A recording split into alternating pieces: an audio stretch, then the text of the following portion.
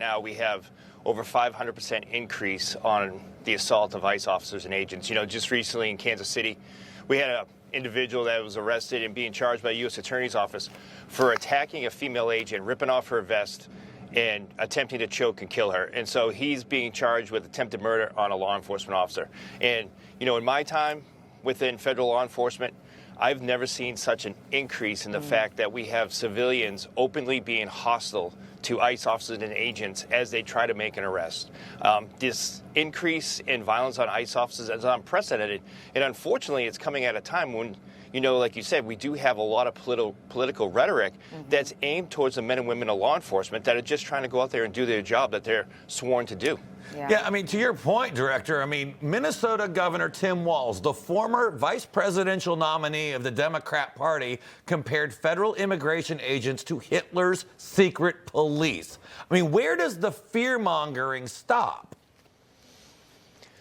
Yeah, I mean, you make a great point. And I think one of the things that has been consistent, especially with what I've said every time I've had the opportunity to speak about the brave men and women of ICE, is the fact that if you look before January 20th and even after January 20th, the men and women of ICE did not have to have masks on their face.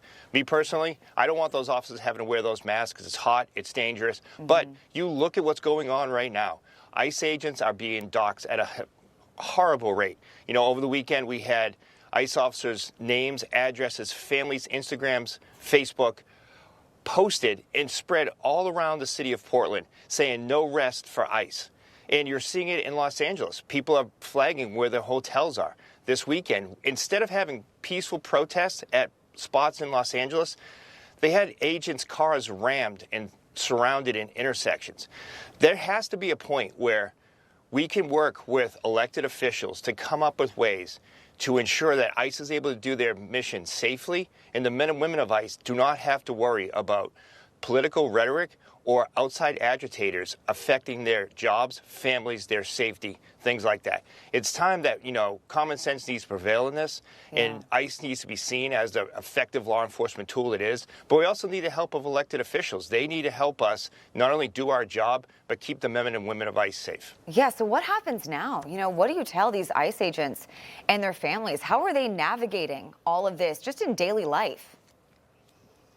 Yeah, I mean, that's something that's really hard, because for me as the leader of these men and women that go out there and put their lives on the line every day, it's very hard for me to go out there and tell them what the mission's going to be when the mission of the agitators is to disrupt our day-to-day operations. I can say one thing, though, under the leadership of Secretary Noem and under this presidency, the men and women are excited. Their morale is high compared to what you see on the screen now, what they have to face, because they know they're actually allowed to do the mission that they're supposed to do and that they signed up to do, right?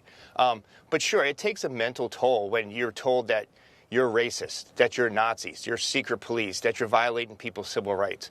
When in reality, if a lot of these people, a lot of these politicians looked at exactly these hardened criminals that ICE is arresting, the ones that we're taking out of communities, I think it would put it in a whole different light. But instead, so many other agencies, other news outlets, politicians are focused on the fact that we're ripping families apart, that we're hiding our identities, or that we are not doing our true law enforcement mission. It's extremely hard for the men and women of ICE. Yeah, exactly.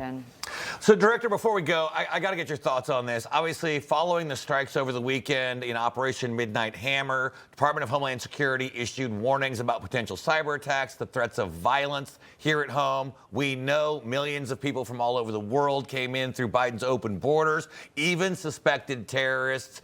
Do we have any idea about the level of threat that is posed here by folks who might be foreign or pro-Iranian actors? Well, I can tell you this, just real quickly. ICE is involved in multiple interagency criminal investigations against known and suspected terrorists all across the country. And, you know, ICE was formed after the 9/11 Commission. And the men and women of ICE are truly dedicated to ensuring that we identify and remove any type of potential terrorist suspect within the United States. So without getting into too much what's going on, ICE is fully prepared to be ready to take on these possible actors. Just another thing on your plate, Director. Yeah. Director Todd Lyons, sir. Thank you so much for joining us. God bless you and the other ICE agents on the ground and what they're going through in these times. Thank you.